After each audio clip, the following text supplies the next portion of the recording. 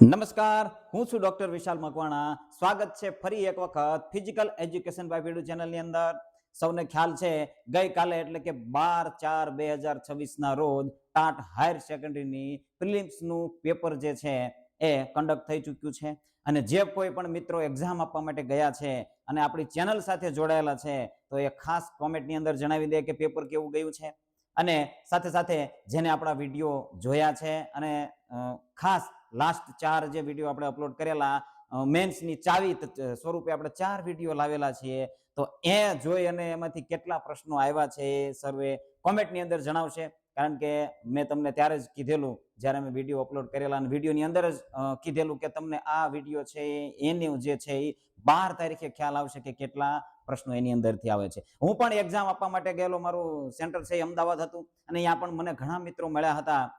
ઘણા ઓળખી પણ ગયા હતા કે સર તમે વિડીયો બનાવો છો ને એ જ છો ને તમે, તો ઘણા મિત્રો મળ્યા હતા.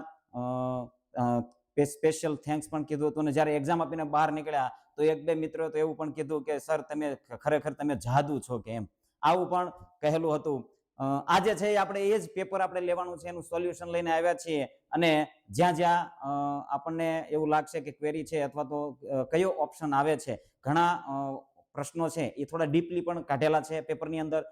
થોડું મનોમંથન પણ કરેલું છે અગાઉના પેપર કરતા. આ પેપરની અંદર સચોટ માહિતી છે એ પ્રશ્નની અંદર આપેલી છે. અગાઉના પેપરની અંદર ઘણી વખત એવું થતું કે પ્રશ્નોની અંદર સચોટ માહિતી નહોતા આપતા ને એની અંદર એના માટે પ્રશ્નો છે એ સમજાતું નહોતું. તો આશા રાખું છું પીપીટી તૈયાર કરવાનો ટાઈમ મળ્યો નથી, કારણ કે કોમેન્ટ પણ એટલી આવતી હતી, મેસેજ પણ એટલા આવતા હતા અને કોલ પણ ઘણા આવી ચૂક્યા છે કે સર પેપર સોલ્યુશન છે એ જલ્દી લાવો. એટલે આપણે ડાયરેક્ટ છે એ ફોટો પાડી અને ડાયરેક્ટ પીડીએફ કરી અને આપણે અપલોડ કરી રહ્યા છીએ. લગભગ મારા ખ્યાલ મુજબ છે એ વિઝિબલ છે, બહુ વધારે તકલીફ છે નહીં, ચોખ્ખું દેખાય છે. તો પહેલો પ્રશ્ન મારી પાસે આ જે પ્રશ્નપત્ર છે એ વિભાગ ડી નું છે. એટલે બની શકે છે કે બીજા વિભાગ વાળાને પ્રશ્નો આડાવાળા હશે, તમારી રીતે ચેક કરી લેવું. વિભાગ ડી નું પ્રશ્નપત્ર મારી પાસે છે, વિભાગ ડી નું. એની અંદર પહેલો પ્રશ્ન એટલે કે 101મો પ્રશ્ન છે આપણો ફિઝિકલ એજ્યુકેશનનો, યોગ સ્વાસ્થ્ય અને શારીરિક શિક્ષણની અંદર 101 થી પ્રશ્નો છે શરૂ થતા હતા. તો સૌથી પહેલો પ્રશ્ન જો ખૂબ જ ડિફિકલ્ટ હતો આ ડી વિભાગની અંદર. આ પહેલો પ્રશ્ન છે ડિફિકલ્ટ હતો, કન્ફ્યુઝ કરે એવો પ્રશ્ન હતો કે ક્રિકેટમાં સામ સામે રોપેલા સ્ટમ્પ વચ્ચેના મેદાનને શું કહેવાય છે? સામ સામે રોપેલા જે સ્ટમ્પ હોય ને, સ્ટમ્પ્સ સામ સામે રોપેલા, અહીંયા ધારો કે અહીંયા સ્ટમ્પ છે અને આ બાજુ સ્ટમ્પ છે, તો આ વચ્ચેના મેદાનને શું કહેવાય છે આવું પૂછેલું છે. મોટા ભાગના મિત્રોએ પીચ છે એ કરીને આવ્યા છે. શું આવ્યા છે? પીચ. પીચ. જો શું કામ પીચ નથી આવતું? કારણ કે આ સ્ટમ્પ્સ છે એની પાછળ પણ ક્રીઝ હોય છે. કઈ હોય છે? Bowling crease. એ આખી ભેગી થઈ અને પીચ બને છે. પરંતુ આપણને પૂછ્યું છે શું? સ્ટમ્પ ટુ સ્ટમ્પ, એક બાજુના સ્ટમ્પ થી બીજા બાજુના સ્ટમ્પ સુધીનું વચ્ચેનું માપ. તો જવાબની અંદર પીચ આવશે નહીં, જવાબની અંદર આવશે વિકેટ. શું આવશે? વિકેટ. તમે કોમેન્ટ્રી સાંભળી હશે તો એની અંદર ખ્યાલ હશે કે વિકેટ ટુ વિકેટ ગેંદબાજી કરી રહ્યા છે અથવા તો બોલિંગ કરી રહ્યા છે, આવો શબ્દ સાંભળ્યો છે. તો વિકેટ આવશે. જવાબની અંદર શું આવે છે? વિકેટ. 102મો પ્રશ્ન છે, ક્રિકેટના મેદાન ઉપર ફિલ્ડિંગના સ્થાન કેટલા છે? જો આ પણ ડીપ પ્રશ્ન પૂછેલો છે. ક્રિકેટની અંદરથી જેટલા પ્રશ્ન પૂછ્યા છે ને એ બધા ડીપ પૂછેલા છે. તો ક્રિકેટના મેદાનની અંદર ફિલ્ડિંગના સ્થાન કેટલા? આપણા પાઠ્યપુસ્તકની અંદર કઈ જગ્યાએ કયા ફિલ્ડિંગનું સ્થાન છે એના નામ સહિત આપણને ક્રમ વાઇઝ આપેલું છે. 24 આની અંદર જવાબ આવે છે, 25 જવાબ આવે છે. હવે આપણે જે અગાઉ પેપર સોલ્યુશન કરતા હતા અથવા તો પ્રશ્નો સોલ્યુશન કરતા હતા એવી રીતે નહીં કરીએ, ડાયરેક્ટ જવાબ આપી દઈશું. કારણ કે 100 પ્રશ્નો છે અને આપણે એક જ વિડીયોની અંદર 100 પ્રશ્ન કવર કરવાના છે, જેથી કરી મોટો વિડીયો, લાંબો વિડીયો પણ ન થાય અને ઝડપી છે એ તમે સોલ્યુશન પણ કરી શકો. તો 25 છે જવાબ આવશે. 25 પોઝિશન છે અને આપણા પાઠ્યપુસ્તકની અંદર આપેલી છે એટલે એ જ આપણે ગણવાની છે. આ સિવાયની બીજી કોઈ તમારી પાસે સ્ત્રોત હોય અને કદાચ આથી વધારે હોય, ઓછી હોય, આવું પણ બની શકે છે. પરંતુ આપણે પાઠ્યપુસ્તકને આધીન ચિત્ર સહિત, ક્રમ સહિત 25 પોઝિશન છે એ આપેલી છે. 103મો પ્રશ્ન છે કે ફૂટબોલના મેદાનમાં ગોલ એરિયાની લંબાઈ કેટલી છે? ગોલ એરિયાની લંબાઈ પૂછી છે. શેની? ગોલ એરિયાની, ગોલ પોસ્ટની નહીં, ગોલ એરિયાની. અહીંયા પછી આખું સર્કલ આવે છે, અહીંયા ગોલ પોસ્ટ આવે છે ને આ પ્રકારનું સર્કલ એક આવે છે. તો ગોલ એરિયાની માપ પૂછ્યું છે.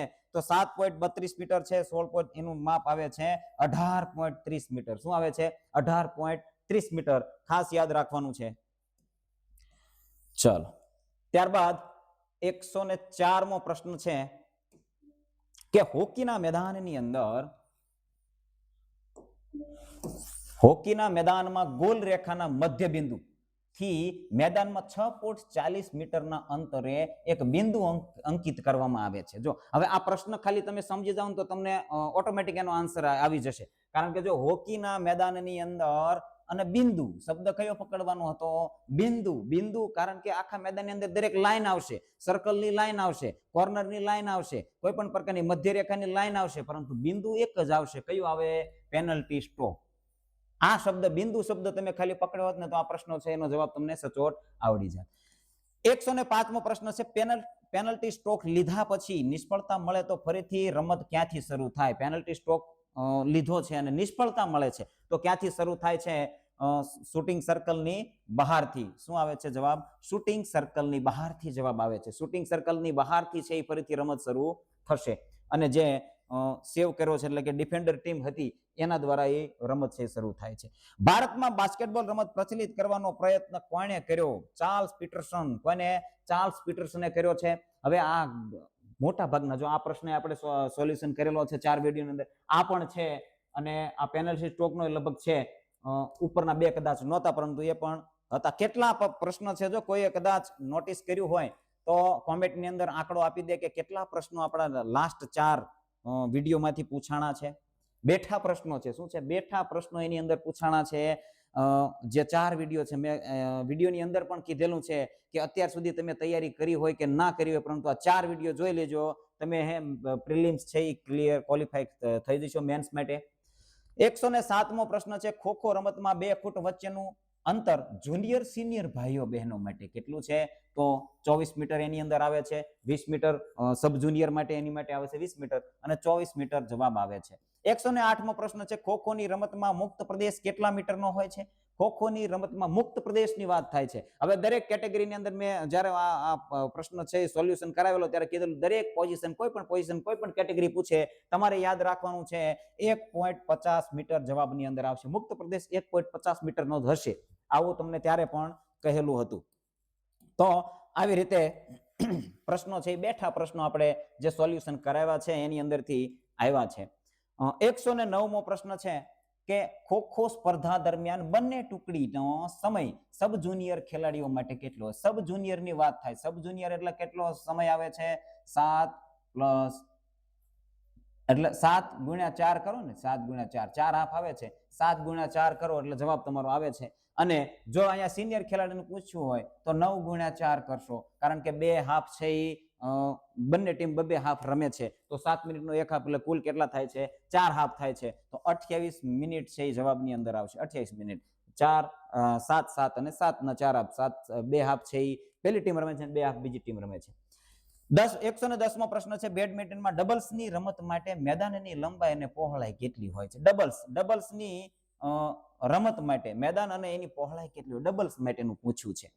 અને જો આની અંદર જે માપ આપ્યા છે શું છે? માપ જે આપ્યા છે એ મીટરની અંદર આપ્યા છે. આપણે કદાચ યાદ એવું બની શક્યું હોય કે આપણે યાદ રાખ્યા હોય ફૂટની અંદર, એટલે આ પ્રશ્ન પણ ડીપ ગણી શકાય, થોડો અઘરો કહી શકાય. તો 13.40 મીટર થી 6.10 મીટર એની આખું માપ હોય છે, લંબાઈ અને પહોળાઈ હોય છે.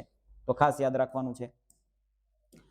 ચલો, ત્યાર પછીનો પ્રશ્ન છે કે 111મો પ્રશ્ન છે ન્યુમોનિયા શરીરના કયા ભાગને અસર કરે છે? કયા ભાગને અસર કરે છે એવું ચોક્કસ વાક્ય લખેલું નથી, પરંતુ એના લક્ષણો તમે જોઈશો એટલે તમને ખ્યાલ આવશે કે એ છે ફેફસાને અસર કરે છે. ગળફાનમાં, થૂંકમાં આવું બધું આવે છે ને આવા બધા લક્ષણો છે. તો ફેફસાને અસર કરે છે ન્યુમોનિયા છે. 112મો પ્રશ્ન છે જુડોમાં વિદ્યાર્થી કક્ષાના પટ્ટાની શ્રેણી. તમને કીધું તું ક્યુ અને ડેન છે એ શિક્ષક માટે, ક્યુ છે એ વિદ્યાર્થી માટે. તો તમારે યાદ રાખવાનું હતું ક્યુ છે એ જવાબની અંદર આવે છે. ત્યાર પછી છે દાંત અને હાડકાના બંધારણમાં કયા ખનિજ તત્વ જરૂરી છે? કેલ્શિયમ. આ પણ પ્રશ્ન આપણે સોલ્યુશન કરાવેલો છે. કેલ્શિયમ જવાબની અંદર આવે છે. દાંત અને હાડકાના બંધારણમાં કયું આવતું હતું? કેલ્શિયમ. 114મો પ્રશ્ન છે કે હથોડા ફેંકમાં કેટલાક અમેરિકન રશિયન ખેલાડીઓ કેટલી ફિરકીઓ લેવાનો આગ્રહ રાખે છે? મોટા ભાગે દરેક ખેલાડીઓ છે 3 ફિરકી લે છે, પરંતુ આપણા પાઠ્યપુસ્તકની અંદર પણ આખું વાક્ય દર્શાવેલું છે કે અમેરિકન અને રશિયન ખેલાડીઓ કેટલાક છે એ કેટલી ફિરકી લે છે? તો 5 ફિરકી લઈ શકે છે. કેટલી ફિરકી લે છે? 5 ફિરકી લઈને પછી હથોડો છે એ ફેંકે છે, હેમર છે એ ફેંકે છે. તો 5 ફિરકી જવાબની અંદર આવશે. 115 બેડમિન્ટનમાં મધ્યરેખાથી શોર્ટ સર્વિસ લાઇનનું અંતર કેટલું? મધ્યરેખાથી શોર્ટ સર્વિસ લાઇનનું અંતર કેટલું હોય છે? આ પ્રશ્ન પણ આપણે સોલ્યુશન કરેલો છે. 6.1 ફૂટ આટલું અંતર હોય છે. તો 115માં પ્રશ્નની અંદર 6.1 છે એ જવાબની અંદર આવશે. ચાલો, ઓકે. હવે 116મો પ્રશ્ન આવે છે, વોલીબોલમાં નિર્ણાયક સેટ વખતે વિરામ સમય કેટલો હોય છે? નિર્ણાયક એટલે કે છેલ્લો સેટ હોય, બે ટુકડી છે એ સરખા સેટ જીતે, લાસ્ટ સેટ છે એ નિર્ણાયક સેટ કહેવાય, જે 15 પોઈન્ટનો આવે છે. તો એની અંદર 10 મિનિટનો સમય છે એ આપવામાં આવે છે. જે એ શરૂ થાય એ પહેલા 10 મિનિટનો સમય આપવામાં આવે છે. સોફ્ટબોલ રમતમાં ખેલાડી અને અવેજી સંખ્યા કેટલી હોય છે? કુલ સંખ્યા કોઈને ખ્યાલ હોય ને તો આ જવાબ તમને આવડી જશે, કારણ કે કુલ સંખ્યા અને રમનાર કેટલા હોય છે આટલું યાદ હોય ને તો 9 ખેલાડીઓ રમનાર હોય છે અને કુલ ખેલાડી 15 હોય છે. 9 અને 6 કેટલા થાય છે? 15 થાય છે. તો સરળ પ્રશ્ન છે, જો થોડું તર્ક લગાવો તો. ત્યાર પછીનો પ્રશ્ન છે, હોકી રમતમાં ટાઈ એટલે કે ગાંઠ પડે તો બંને ટુકડીને વારા ફરતી કેટલા પેનલ્ટી સ્ટ્રોક આપવામાં આવે છે? તો આ પણ આપણે હમણાં ઓલિમ્પિકની અંદર પણ રમતો જોઈ હોય તો એની અંદર પણ આ સિચ્યુએશન બની હતી. તો 5-5 પેનલ્ટી શૂટ આઉટ છે, પેનલ્ટી સ્ટ્રોક છે એ આપવામાં આવે છે દરેક ટીમને. જે ટીમ છે એ વધારે પેનલ્ટી સ્ટ્રોક મારે છે એ વિજેતા થાય છે. ત્યાર પછીનો પ્રશ્ન છે ટેબલ ટેનિસનો. તો ટેબલ ટેનિસ રમતમાં ટેબલની લંબાઈ અને પહોળાઈ કેટલી હોય છે? લંબાઈ અને પહોળાઈ આ પણ પ્રશ્ન આપણે સોલ્યુશન કરેલો છે. તો 274 સેન્ટીમીટર થી 152.5 સેન્ટીમીટર છે એ જવાબની અંદર આવે છે. ત્યાર પછીનો પ્રશ્ન છે, કુસ્તી રમત પહેલા કયા કૌશલ્યથી દાવ ચાલુ થાય? જો આ થોડોક ડીપ પ્રશ્ન પૂછેલો છે. કુસ્તી રમત શરૂઆત કરતા પહેલા કયો દાવ કરવામાં આવે છે? એટલે કે કયું કૌશલ્ય કૌશલ્ય એટલે કે દાવ શરૂ કરે છે. બંને ખેલાડી સામસામે આવે છે અને સલામી કરે છે. શું કરે છે? સલામી કરે છે. પછી એના પછી શું આવે છે? ધકેલ. એના પછી ધકેલ આવે છે. 121 છે, કરાટેમાં નીચેના પૈકી હાથ દ્વારા પ્રહારનું કૌશલ્ય કયું છે? જો હવે આ મેં તમને ટ્રીક સાથે સમજાવ્યું હતું. જેની અંદર ઝુકી આવે એ હાથ દ્વારા છે, ગેરી આવે એ પગ દ્વારા છે, અને ઉકી આવે એ ડિફેન્સ છે. આ બંને ડિફેન્સ છે ને? ઉકી આવે એ ડિફેન્સ છે, ગેરી આવે એ પગ દ્વારા પ્રહાર છે, અને ઝુકી આવે એટલે ચોખ્ખું ઝુકી છે એ જવાબની અંદર આવે છે. તો ચોકી ઝુકી, જેને એ ટ્રીક અથવા તો એ વિડીયો જોયો હશે એને આની આ પ્રશ્નની અંદર તકલીફ પડી હશે નહીં. ચાલો, ત્યાર પછીનો પ્રશ્ન છે, કરાટેમાં કયા આક્રમણ માટે સ્પર્ધામાં ગુણ 3 મળે છે? ચલો, કરાટેની અંદર જો હવે ઇપ્પોન છે એ ઘણા ઇપ્પોન કરીને આવ્યા હશે. કરાટેની અંદર જે 3 ગુણ મળે છે સનબોન થી મળે છે. ક્યાંથી મળે છે? સનબોન દ્વારા. સનબોન છે એ કહેવામાં 3 પોઈન્ટ મળે છે. ઇપ્પોનનો કેટલો પોઈન્ટ કરાટેની અંદર મળે છે? 1 મળે છે. ખ્યાલ આવે છે? તો આવી રીતે કન્ફ્યુઝન થયું હશે. ત્યાર પછીનો પ્રશ્ન છે, પેટની ફાંદ અને ચરબી ઉતારવા માટે અતિ ઉપયોગી પ્રાણાયામ કયું છે? પેટની ફાંદને છે એ ઉતારવાની છે અને ચરબી ઉતારવા માટે પ્રાણાયામ કયું છે? તો પેટને લગતી કેટલીક ક્રિયાઓ હશે એ એની અંદર થતી હશે. તો ઉજ્જયી પ્રાણાયામ છે, યા તો ગળાની ક્રિયા થાય છે. ભ્રામરી પ્રાણાયામ છે અને હાથ દ્વારા અને મનને શાંત કરે છે. આવા બધા. શીતલી પ્રાણાયામ છે એ પણ હોઠની છે. તો અગ્નિસાર પ્રાણાયામ છે એની અંદર પેટની ક્રિયા કરવામાં આવે છે. જવાબની અંદર આવે છે અગ્નિસાર. ચલો, ત્યાર પછીનો પ્રશ્ન છે કે 124મો પ્રશ્ન છે, આસનના અભ્યાસમાં કયું આસન પાયારૂપ ગણાય છે? હવે આ જ્યારે આપણે પ્રશ્નો સોલ્યુશન કરાવ્યા ને ત્યારે એની અંદર આપણે ભૂલથી પદ્માસન કહેવાય ગયું હતું. શું કહેવાય ગયું હતું? પદ્માસન. પછી કોમેન્ટની અંદર ઘણા મિત્રોએ કહ્યું હતું, ક્વેરી પણ કરી હતી, મેસેજ પણ આવ્યા હતા, અને ત્યાર પછી આપણે કોમેન્ટની અંદર પણ કીધેલું, અને એની અંદર સવાસન જવાબ આવે છે. સવાસન શું કામ આવે છે? તો સવાસન આપણા પાઠ્યપુસ્તકની અંદર આપેલું છે, અને નીચે એક લાઈનની અંદર લખેલું છે કે આ આસન છે એ પાયારૂપ ગણાય છે, એટલે એ જવાબ સવાસન આવે છે.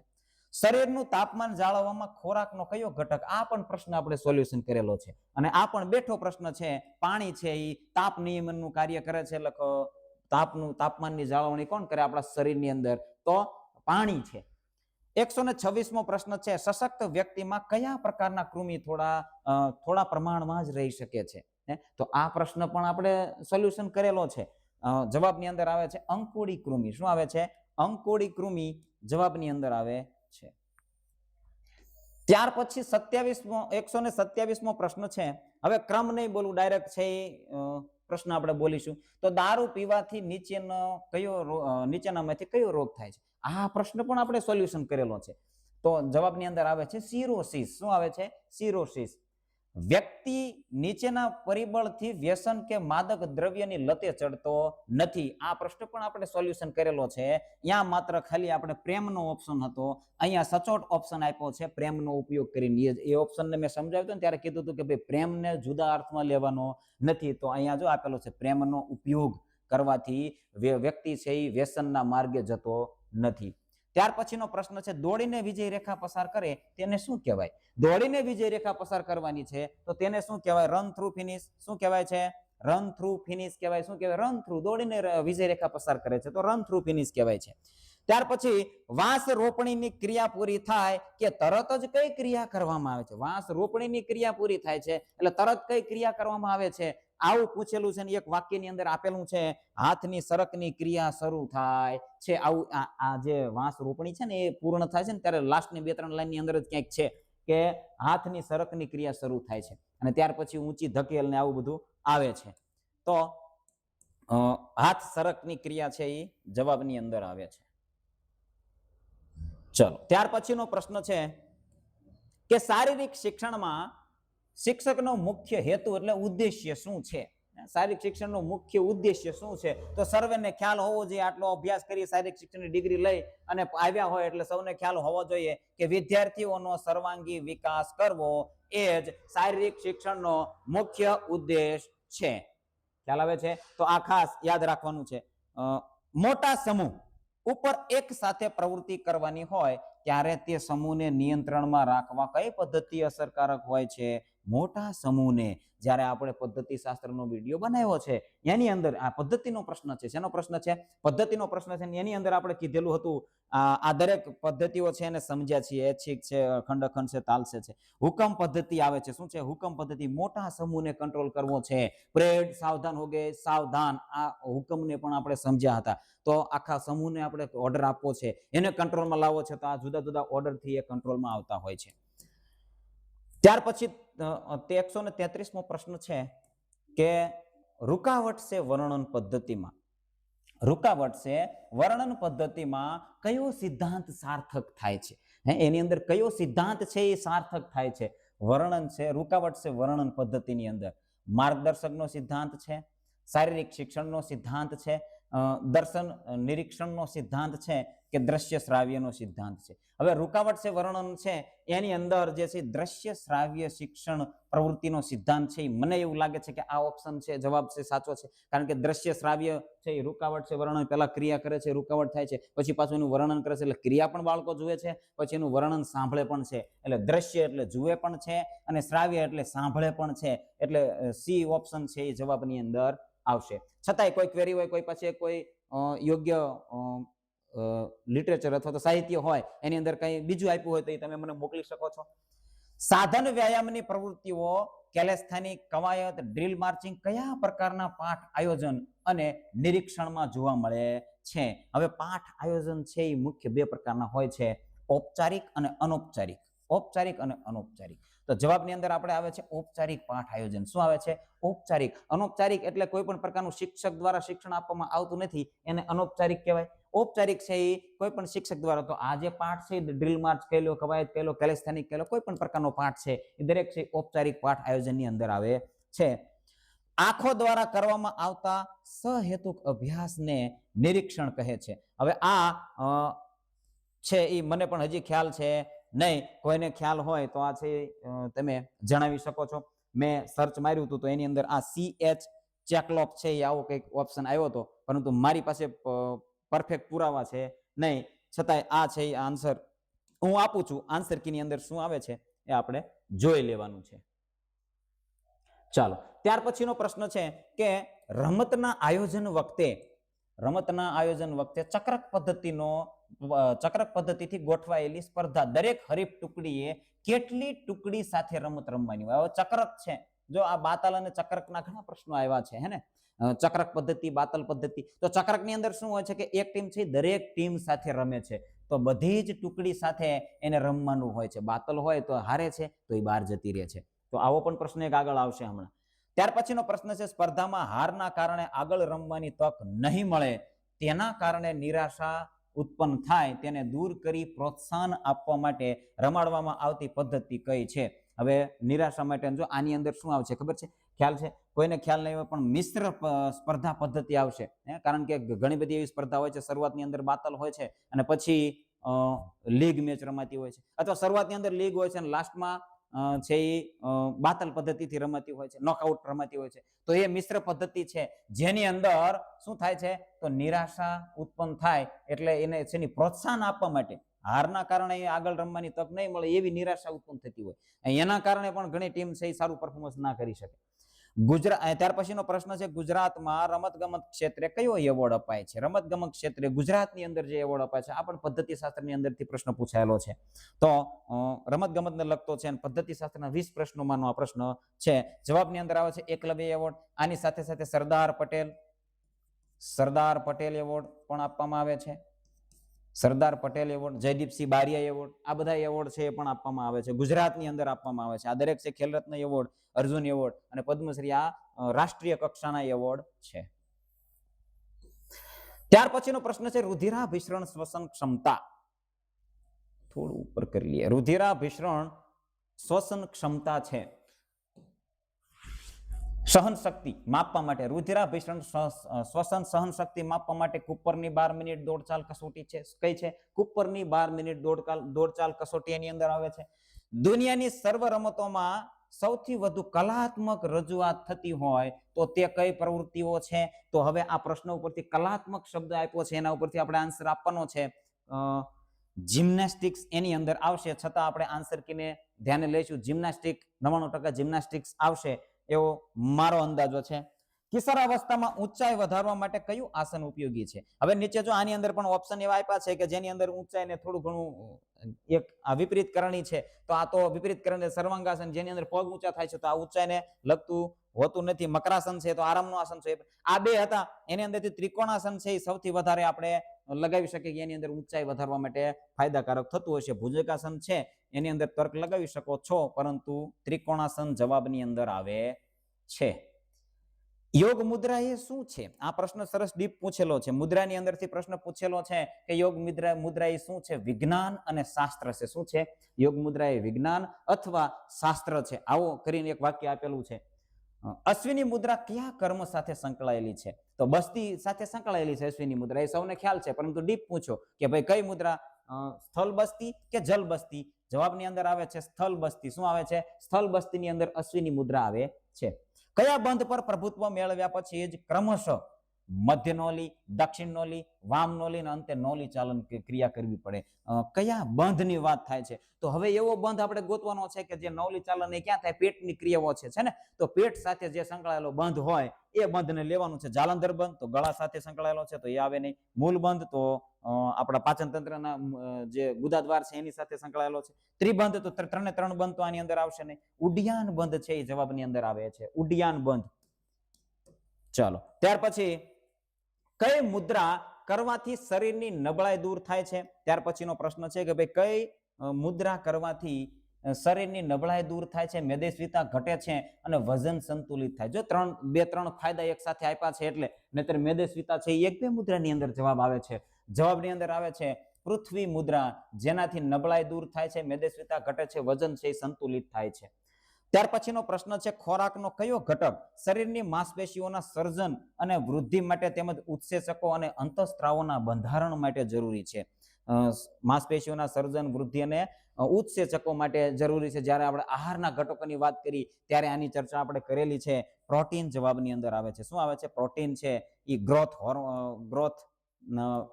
જે છે એ ગ્રોથ એટલે કે વૃદ્ધિ અને એના માટે ઉપયોગી થતો હોય છે.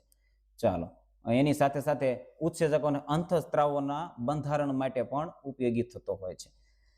ત્યાર પછીનો પ્રશ્ન છે કે હવા મારફતે કયો રોગ ફેલાય છે? તો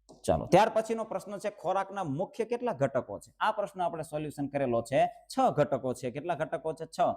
ટૂંકી દોડ માટે દોડ કદમો કેટલા વિભાગમાં વહેંચવામાં આવ્યા? ટૂંકી દોડ માટે દોડ કદમોની યોજના કેટલા વિભાગમાં વહેંચવામાં આવ્યા છે? તો 3 વિભાગની અંદર શરૂઆતના કદમો, અંતરાળ કદમો અને સૌથી ઝડપી કદમો, આવા 3 પ્રકાર આની અંદર આવે છે. લંગડી ફાળ કૂદમાં પુરુષ માટેનું માપ આપેલું છે ઠેક પાટિયાથી એના ખાડાના અંતર સુધીનું. તો આની અંદર શું આવે છે? 13 મીટર જવાબની અંદર આવે છે. 13 મીટર આવે છે. ચાલો, ત્યાર પછીનો પ્રશ્ન છે કે વાંસ કૂદમાં વાંસ વહનની શું છે? વાંસ વહનની. વાંસ કૂદમાં વાંસ વહનની કેટલી પદ્ધતિઓ છે? 5, 2, 1 કે 3? શું આવે છે જવાબની અંદર? 3 પદ્ધતિઓ છે વાંસ વહનની. કેટલી પદ્ધતિઓ છે? 3 પદ્ધતિઓ છે. વાંસ કૂદમાં આગમ દોડની કેટલા કદમની યોજના ઝડપી ગતિએ દોડનાર ખેલાડીઓ માટે વધારે અનુકૂળ છે? હવે આ કદમ યોજના છે અને આપણે સારી રીતે સમજેલા છીએ. છેલ્લે પ્રશ્નો પણ કવર કરી, એની અંદર પણ આવ્યો છે અને આ પ્રશ્ન છે એ 2 વખત આવ્યો છે. કેટલી વખત આવ્યો છે? 2 વખત પેપરની અંદર આવ્યો છે. થોડો ઘુમાવી ફેરવીને આપેલો છે, પરંતુ જવાબની અંદર એક જ આવે છે કે 16 કદમની યોજના. બે વખત પૂછાયેલો છે પ્રશ્ન. કોઈએ નોટિસ કર્યું હોય તો, અથવા તો કન્ફ્યુઝ થઈને બીજો આન્સર આપ્યો હશે તો એક તમારો ખોટો પડશે. ત્યાર પછી બરસી ફેંકમાં 8 થી વધુ ખેલાડીઓ હોય તો દરેક ખેલાડીને કેટલી તક આપવામાં આવશે? 3. 8 થી ઓછા હોય તો દરેકને 6 તક આપવામાં આવશે. 8 થી વધારે હોય તો દરેકને 3 તક આપશે ને એમાંથી બેસ્ટ 8 કાઢશે ને ફરી એમને 3 તક આપશે. આવી રીતનું હોય છે. હથોડા ફેંકનું ત્રીજું કૌશલ્ય કયું છે? તો જવાબની અંદર આવે છે ફિરકી. પકડ, ઝોલા અને ફિરકી. પહેલા પકડ લેવાની છે, ઝોલા અને ફિરકી. ત્રીજું કૌશલ્ય કયું છે? ફિરકી. વાંસ કૂદમાં અનુભવે પ્રતિપાદિત થયેલ છે કે કેટલા કદમની યોજના? જો આ એ જ પ્રશ્ન આવ્યો છે, 16 કદમની યોજના. કેટલા કદમ પ્રતિપાદિત થયેલું છે? અને આવી રીતે વિસ્તારથી પૂછી અને ફરીવાર પ્રશ્ન મૂકેલો છે કન્ફ્યુઝ કરવા માટે કે ઝડપી ગતિએ દોડનાર ખેલાડીઓ માટે અનુકૂળ હોય છે. તો 16 કદમની યોજના. ચાલો, ત્યાર પછીનો પ્રશ્ન છે કે સોફ્ટબોલની સ્પર્ધામાં લેફ્ટ ફિલ્ડર ક્યાં હોય છે? તો દરેક ફિલ્ડરનું સ્થાન છે એ આપણા પાઠ્યપુસ્તકની અંદર આપેલું છે. લેફ્ટ ફિલ્ડર ક્યાં હોય છે? લેફ્ટ એટલે ડાબી બાજુ. ડાબી બાજુ તરફથી તમે જોશો તો ફર્સ્ટ બેઝ, સેકન્ડ બેઝ અને થર્ડ બેઝ. તો ત્રીજો ખૂણો છે એની પાછળના મેદાનમાં, ત્રીજો ખૂણો જે આવે ને એની પાછળનો મેદાન છે ડાબી બાજુ, લેફ્ટ એરિયા કહેવાય. તો લેફ્ટ ફિલ્ડર ક્યાં રહેશે? લેફ્ટ એરિયાની અંદર રહેશે. હથોડા ફેંકમાં મેદાનમાં ગોળ રિંગની જાડાઈ કેટલી હોય છે? ગોળ રિંગ છે તો એ રિંગની જાડાઈ કેટલી હોય છે હથોડા ફેંકની અંદર? 5 મીમી, 5 mm અથવા 5 મીમી જાડાઈ હોય છે. ક્રિકેટની મેચ બંધ કરતી વખતે અમ્પાયર સ્ટમ્પમાં ચકલા ઉપાડી લઈ કયો શબ્દ બોલે છે? જો આ પણ ઊંડો થોડો પ્રશ્ન પૂછેલો. ક્રિકેટના મેં કીધું ને ક્રિકેટના જેટલા પ્રશ્નો છે ને, ખબર નહીં અત્યારે IPL ચાલુ છે એટલે આપી દીધું છે કે કેમ, થોડા ડીપ પૂછાયેલા છે. ટાઈમ શબ્દ છે એ જવાબની અંદર આવે છે. ટાઈમ જ્યારે શરૂ કરે છે ત્યારે પ્લે બોલે છે અને જ્યારે પૂર્ણ થાય છે ત્યારે ટાઈમ બોલે છે. આ લોસ્ટ બોલ છે એ જ્યારે બોલ ખોવાઈ જાય છે ત્યારે એ લોસ્ટ બોલ બોલવામાં આવે છે. તો આ ખાસ યાદ રાખવાનું છે. ફરીવાર પ્રશ્નો આવે તો એ તમારે ક્લિયર કરવાના છે. ચાલો, હવે આ પણ એક બિલકુલ સહેલો પ્રશ્ન છે. જો તમે થોડું મગજ દોડાવો તો હથોડા ફેંકનો ખેલાડી ડાબા પગની પાનીથી પંજા સુધી કેટલા અંશની ફિરકી લે છે? કેટલા અંશની ફિરકી? તો આખો ગોળ ફરે છે તો એ કેટલા અંશે થાય? 360 ડિગ્રી, 360 ડિગ્રી આખો ગોળ ગોળ ફરે એને 360 ડિગ્રીનું એંગલ છે એ થાય છે, ફિરકી લે છે. ટૂંકી દોડની શરૂઆતમાં 2 કદમ, પછી કેટલા કદમનો અંતરાળ આવે છે? જો પેલા 2 કદમ છે જે સૌથી ટૂંકા કદમો છે. 2 કદમ શરૂઆતના કદમો અને 2 કદમ છે ટૂંકા છે. એના પછી જે અંતરાળ કદમ આવે છે કેટલા આવે છે? 3 થી 9 કદમો છે એ અંતરાળ કદમ આવે છે. કેટલા આવે છે? 3 થી 9 કદમો છે એ અંતરાળ કદમો તરીકે આવે છે. ચાલો, ત્યાર પછીનો પ્રશ્ન છે કે ખોખોની રમતમાં જજમેન્ટ ખો મળ્યા પછી ખેલાડી કયા કૌશલ્યનો ઉપયોગ કરીને રમનારને સહેલાઈથી બાદ કરે છે? અહીંયા પછી થઈ ગયેલું હશે એટલે પછી લખેલું છે. તો કયો આવે છે? 45 ડિગ્રી ના ખૂણે માર કરવો, એંગલ. તો 45 અંશના ખૂણે માર કરવો. બેડમિન્ટન રમતમાં નેટની ઊંચાઈ મધ્યમાં કેટલી હોય છે? જો આપણે આ પ્રશ્ન પણ સોલ્યુશન કરેલો છે. અગાઉનો જે પ્રશ્નપત્ર હતું એની અંદર જે પ્રશ્ન આવેલો 5.1 આવેલો. કેવું આવેલું? 5.1. હવે એ છે એ ખરેખર પોલ છે, બંને પોલની બાજુમાં અહીંયા 5.1 હોય અને મધ્યની અંદર કેટલી હોય? 5 ફૂટનું અંતર. તો જે માપ આપણે આપ્યું હોય એ આપણે, અથવા પ્રશ્ન કઈ રીતે પૂછાણો છે એ પ્રમાણે જવાબ લખવાનો હોય છે. બેડમિન્ટનની રમતમાં ખેલાડીના પોઈન્ટ બેકી સંખ્યામાં હોય. જો એકી સંખ્યા અને બેકી સંખ્યામાં આવું પણ દર્શાવેલું છે. એકી સંખ્યા હોય તો કઈ બાજુથી સર્વિસ કરવાની થાય છે, બેકી સંખ્યા હોય પોઈન્ટ તો કઈ બાજુથી સંખ્યા થાય છે? તો આ છે ડાબી બાજુથી એકી સંખ્યા હોય તો જમણી બાજુ છે એ જવાબની અંદર આપણે આવે છે કે બેકી સંખ્યા હોય તો જમણી બાજુથી સર્વિસ કરવામાં આવે છે. ચલો ત્યાર પછી 180મો પ્રશ્ન છે કે બાસ્કેટબોલની રમતમાં દડો જે ટુકડીના કાબુમાં હોય તેના કોઈ ખેલાડી બોલ સાથે ડ્રિબલિંગ કર્યા વગર, જો આમાં થોડુંક ઉમેરો કરેલો, ડ્રિબલિંગ કર્યા વગર સામા પક્ષના અંકુશિત પ્રદેશમાં સતત કેટલી સેકન્ડ સુધી રહી શકતો નથી. એટલે જો અહીંયા અંકુશિત પ્રદેશની અંદર ડ્રિબલિંગ ચાલુ હોય તો એ ફાઉલ છે નહીં, પણ ડ્રિબલિંગ કર્યા વગર 3 સેકન્ડ, નિયમ તો એ જ આવે છે 3 સેકન્ડ, પરંતુ થોડો ડિફિકલ્ટ કરીને પૂછેલો છે. કપાલભાતીએ માત્ર કયા સ્વરૂપની ક્રિયા છે? રેચક, માત્ર રેચક, કુંભક નહીં, રેચક. આની અંદર કેવલ કુંભકની ક્રિયા પણ થાય છે. ચાલો, 1 ગ્રામ ચરબી યુક્ત પદાર્થમાંથી કેટલી શક્તિ મળે છે? આ તો કેટલી વખત રિપીટ કરેલો છે. 9 કેલેરી, બાકીના 2 છે એની અંદર 4 કેલેરી.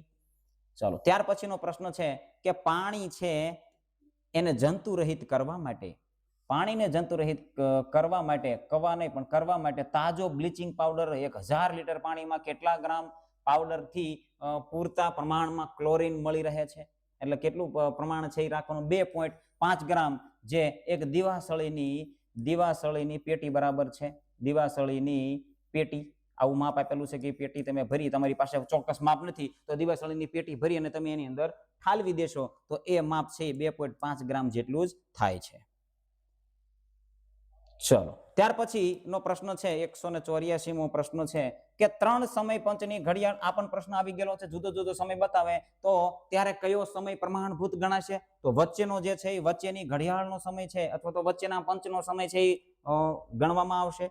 પુરુષો માટે બરછી ફેંકનું અધિકતમ વજન પૂછેલું છે. જ્યારે આપણે વજનની વાત કરેલી ને ત્યારે કીધેલું કે અધિકતમ કેટલું છે એ ત્યારે પણ જણાવેલું. આપણે બહેનોનું 600 હતું તો 625 ગ્રામ, ભાઈઓનું 800 હતું તો 825 ગ્રામ છે એ અધિકતમ, એટલે વધારેમાં વધારે વજન એટલું હોવું જોઈએ. ત્યારબાદ પ્રશ્ન છે વાંસ કૂદ માં વાંસ વહન ની ક્રિયા પછી, વાંસ વહન પહેલા કયું? પહેલા પૂછ્યું. જો હવે પહેલાનું કૌશલ્ય કેવું? વાંસ વહન કરો છો એની પહેલાનું કૌશલ્ય કયું હશે? વાંસ વહન કરો છો. વાંસ છે કેટલા પ્રકારે વહન? 3 પ્રકારે વહન થાય છે. તો એની પહેલાનું પકડ શું હશે? વાંસ પકડ હશે. શું હશે કૌશલ્ય? વાંસ પકડ. વાંસ પકડવો પડશે ને. હથોડા ફેંકમાં વર્તુળનો અંદરનો વ્યાસ કેટલો છે? 2.135 મીટર. ક્રિકેટ રમતમાં બેટ્સમેન દડાને ફટકારવા જતા વિકેટ પાડી નાખે તો કયો આઉટ આપવામાં આવે છે? જો સમતોલન ગુમાવી, શું કીધું છે? ક્રિકેટ રમતમાં બેટ્સમેન દડાને ફટકારવા જતા વિકેટ પાડી નાખે, એનું સમતોલન ગુમાવી જાય અને વિકેટ પાડી દે, દડાને ન ફટકારે સ્ટમ્પને ફટકારી દે તો શું આવે? Hit the wicket. શું આવે છે? Hit the wicket. Hit wicket જેને કહીએ છીએ આપણે, hit the wicket, hit wicket જેને આપણે કહીએ છીએ. ફૂટબોલની રમત દરમિયાન એક ટીમ કેટલી અવેજી ખેલાડીઓને રમવા લઈ શકે છે?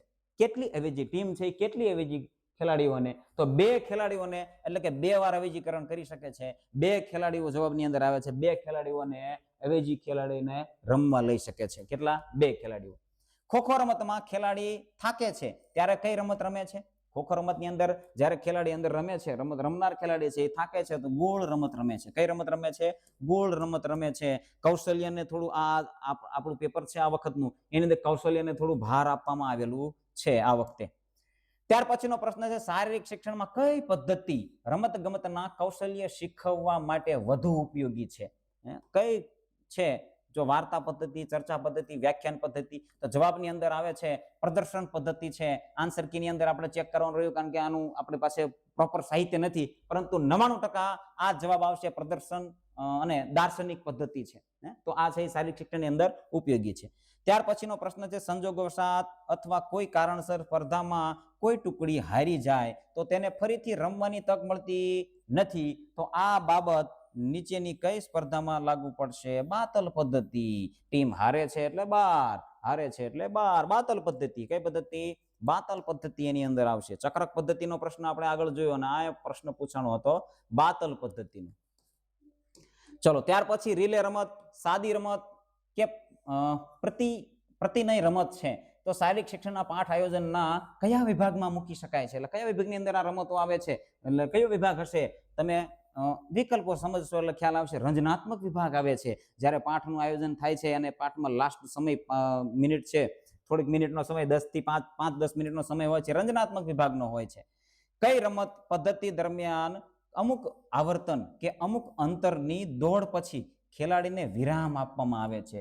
કઈ તાલીમ પદ્ધતિ દરમિયાન અમુક આવર્તન અમુક અંતરાલની દોડ પછી હવે એવી તાલીમની પ્રશ્ન છે તાલીમ તો ઇન્ટરવલ આવે શું આવે મૂવીની અંદર ઇન્ટરવલ આવે છે એ રીતે આની અંદર આવે તાલીમમાં ઇન્ટરવલ આવે વચ્ચે થોડો ગેપ મળે વળી પાછી તાલીમ આવે વળી પાછો ગેપ મળે વળી પાછું જે ટ્રેનિંગ હોય એ મળે છે જે ક્રિયા છે એ કરવાની જે પ્રવૃત્તિ છે એ કરવાની છે તો ઇન્ટરવલ આવે છે શું આવે છે ઇન્ટરવલ તાલીમ કઈ પદ્ધતિમાં બેટનની બદલી બેટન આપનાર અને બેટન લઈ જનાર બંને દોડવીરોને નજર સમક્ષ થાય છે હવે રિલે દોડ છે આપણા અભ્યાસક્રમની અંદર નથી પરંતુ આ પદ્ધતિ શાસ્ત્રની અંદર આ પ્રશ્ન ભેળવેલો છે તો રિલે દોડ છે રિલેની બે પદ્ધતિ છે કઈ પરોક્ષ અને પ્રત્યક્ષ પ્રત્યક્ષ છે આની અંદર જવાબ આવે છે પ્રત્યક્ષ જ્યારે બેટન છે એ બદલે છે ત્યારે શું થાય છે બંને દોડવીની નજર એક સમક્ષ રહે છે પ્રત્યક્ષ એટલે પ્રત્યક્ષ થાય છે એકબીજાની પ્રત્યક્ષ તો પ્રત્યક્ષ પદ્ધતિ એની અંદર જવાબ આવે છે ચાલો ત્યાર પછીનો પ્રશ્ન છે નીચેની કઈ પદ્ધતિ દ્વારા પદ્ધતિના પ્રશ્નો છે જો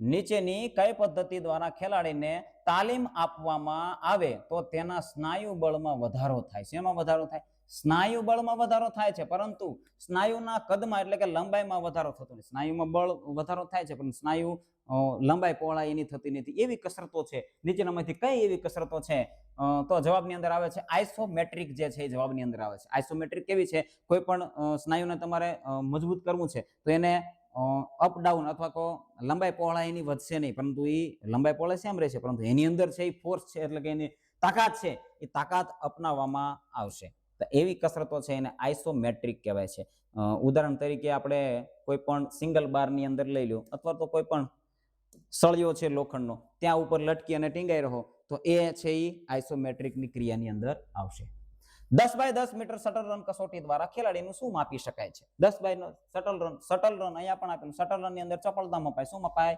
ચપળતા મપાય છે સ્પર્ધા કે તાલીમ પૂર્ણ થયા પછી લોહીના સારા પરિભ્રમણ માટે અને સ્નાયુઓને થોડો સમય માટે કાર્યરત રાખવા કઈ કસરત કરવી જોઈએ કુલિંગ ડાઉન શું આવે છે કુલિંગ ડાઉન કોઈ પણ શારીરિક ક્રિયાની પ્રવૃત્તિ શારીરિક પ્રવૃત્તિ કરેલી હોય કોઈ પણ રમતો રમ્યા હોય કોઈ પણ પ્રકારની શારીરિક શિક્ષણની પ્રવૃત્તિ કરી હોય તો એની અંતમાં કુલિંગ ડાઉન કરવું જોઈએ ત્યાર પછીનો પ્રશ્ન છે બંને પ્રશ્નને સાથે લઈ લઈએ એટલે સરખા દેખાય ચાલો અહીંયા આપણું પેપર છે બે પ્રશ્નો છે એ પૂરા થશે એટલે આપણું પેપર છે સોલ્યુશન પૂરું થશે કોઈ પણ પ્રશ્નની અંદર મને ક્વેરી લાગતી નથી દરેક પ્રશ્ન છે સચોટ છે આ વખતે સરસ ધ્યાન આપેલું છે પેપર સેટરે નીચેની કઈ પદ્ધતિમાં વિદ્યાર્થીને નવું શીખવાનું હોતું નથી પરંતુ શિક્ષક તે પદ્ધતિનો ઉપયોગ પ્રવૃત્તિના દ્રઢીકરણ માટે કરે છે શું કીધું પ્રવૃત્તિના દ્રઢીકરણ માટે કરે છે હવે આનું પણ ચોક્કસ સાહિત્ય નથી મળ્યું પણ મને એવો આન્સર લાગે છે કે તાલસે પદ્ધતિ છે કારણ કે દરેક આ એક પદ્ધતિ છે જેની અંદર શીખવવામાં આવતું નથી રૂકાવટ છે વર્ણન પદ્ધતિ અથવા રૂકાવટ છે પદ્ધતિ છે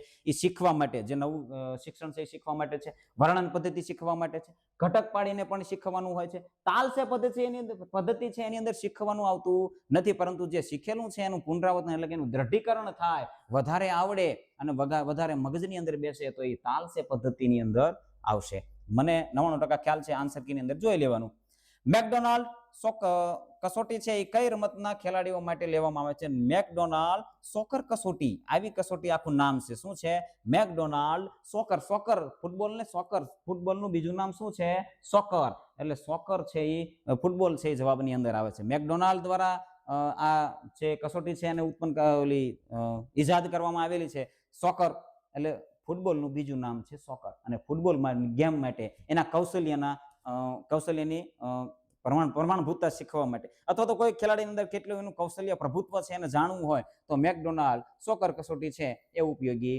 છે તો મિત્રો અહીંયા આપણે 100 પ્રશ્નો છે એનું સોલ્યુશન કરેલું છે સચોટ સોલ્યુશન કરેલું છે કોઈ પ્રશ્નો છે જેની અંદર હું ચોક્કસ પૂર્વક કહી શક્યો નથી પરંતુ 99% એ જ આન્સર આવશે કોઈ પણ એક પણ પ્રશ્ન એવો નથી કે જેની અંદર ક્વેરી આવી શકે પેપર સેટર છે એને ખૂબ જ સારી રીતે ધ્યાન આપેલું છે અત્યાર સુધીના લગભગ પેપર છે લેવાના જેની અંદર ક્યાંક ને ક્યાંક એક બે પ્રશ્નોની અંદર એવી ક્વેરી આવતી હતી આ વખતે મને નથી લાગતું કે એક પણ ક્વેરી હોઈ શકે તમારે કેટલા માર્ક થાય છે એ ખાસ કોમેન્ટની અંદર જણાવી દેજો અને જે ગ્રુપની અંદર જોડાયેલા છે એની અંદર આજે સાંજે છે એ પોલ મૂકીશ અને એ પોલની અંદર તમારે જણાવવાનું છે કે તમારા કેટલાથી કેટલા એની અંદર કુલ માર્ક એટલે પેપર 1 અને પેપર 2 બંનેના થઈને કેટલા માર્ક થાય છે એની અંદર તમારે પોલ છે એની અંદર પોલ ખાસ આપવાનો છે અને જે પણ મિત્રો આ માધ્યમથી આ ચેનલથી તૈયારી કરે છે અને એમને કંઈક લાભ થયો છે તો કોમેન્ટની અંદર ખાસ જણાવી દે કે કેટલા પ્રશ્નો છે આની અંદર તમને પૂછાણા છે. લાસ્ટ 4 વિડીયો છે એ જોયા હોત તો એની અંદરથી પણ એટલા બધા પ્રશ્નો આની અંદર પૂછાયેલા છે અને ખૂબ જ ફાયદો છે એ દરેક મિત્રોને થયો છે.